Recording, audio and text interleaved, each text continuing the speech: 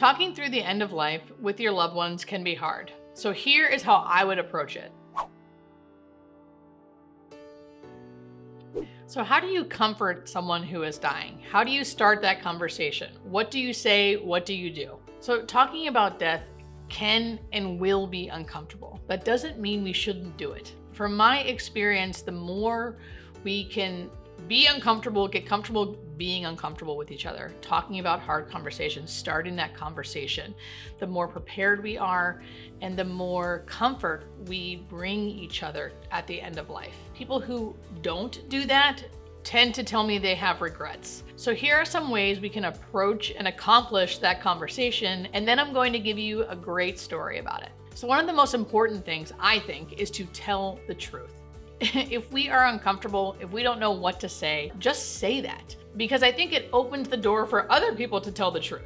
In general, the idea of trying to make someone feel better or deny their reality, or if they're saying something to you that makes you feel uncomfortable, like I'm afraid to die, and then you say something back like don't say that, that stifles how they're feeling.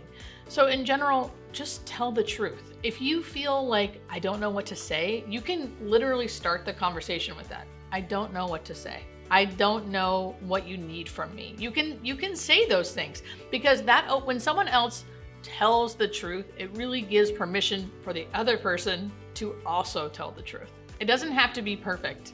It can be messy.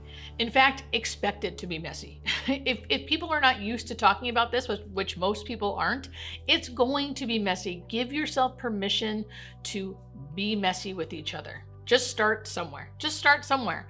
Doesn't have to be perfect. Oftentimes people can be afraid to ask for what they need. So if you are showing up and then saying to them, what do you need? I'm here to do things for you, or how can I support you?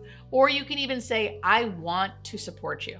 So they understand this is someone who wants to help them. It's really scary to ask for help, especially if you haven't been your whole life, right? So just showing up and straight up asking, how can I support you? Or what does support look like to you? How will you feel supported by me? I'm gonna be here anyway, right? Like, you're not getting rid of me. So how can I best support you? And then the most important, listen. If someone starts opening up to you and they start confiding in you with how they feel, or they start telling the truth, right? I'm afraid to die. I don't want to die. What if the treatment doesn't work? Scary sentences that they probably have been afraid to say. If they're suddenly saying those things to you, all you have to do is listen. Just listen. You do not need to say anything. That will be the most comforting thing. I think in general, everyone just wants to support and comfort their loved ones. So they think they have to say something to make them feel better. In general, what will make them feel better is having someone listen to them and validate how they feel. And you can even be truthful at that time, right? Here they are being truthful with you. You can listen to that and even be truthful back. I'm scared too. I don't want you to die either.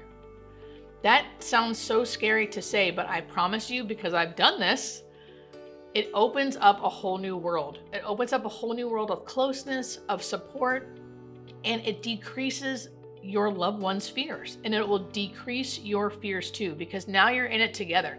Now you're speaking about the obvious thing that everyone's thinking about anyway. So it just brings you, the whole unit, closer and more open, and makes everyone feel more supported. So listen. Listen, listen, listen. Now remember, just because someone's dying does not mean they're going to suddenly have a bunch of emotional insight. If someone that you've lived with for years and years is not emotionally intelligent and isn't great at communicating, they are not just suddenly going to be able to do that. And neither are you. So if it's not going perfect, if they're not really willing to go there, that's okay too. You have to meet them where they're at. And the best thing you can do, if you're listening to this and you're curious about what can you do, right? That's why you're watching this video in the first place. Just show up, ask how you can support them, listen if they're willing to talk. And if they're not, they're not, but at least you're showing up and trying to help the best you can. This is an amazing story, an amazing example about how listening and telling the truth can really change the whole environment. So I walked into a patient's house to do an admission, and it was just her. She opened the door, it was just me and her, and she was not the friendliest. She was kind of cold, and obviously, I wouldn't even say scared. She just felt very like closed off and cold, which for someone like me, I don't like because I want everyone to like me, to show me that they like me, to be warm and fuzzy. And if they're not, I'm going to try to jump through a bunch of hoops until they are, which I'm not necessarily saying is the best thing, but that's for a whole nother video. So anyway, her and I are talking. I meet her where she's at, right? I can't make her be someone she's not. And we go through the whole entire process. I'm there for about an hour. It's strictly business. She's not giving me any love. She's being totally respectful and fine, but like we're not really connecting. And finally, as the meeting was like wrapping up, I could see her a little bit relaxing, and she suddenly like laid on the couch and put her hands behind her head and started looking up at the ceiling.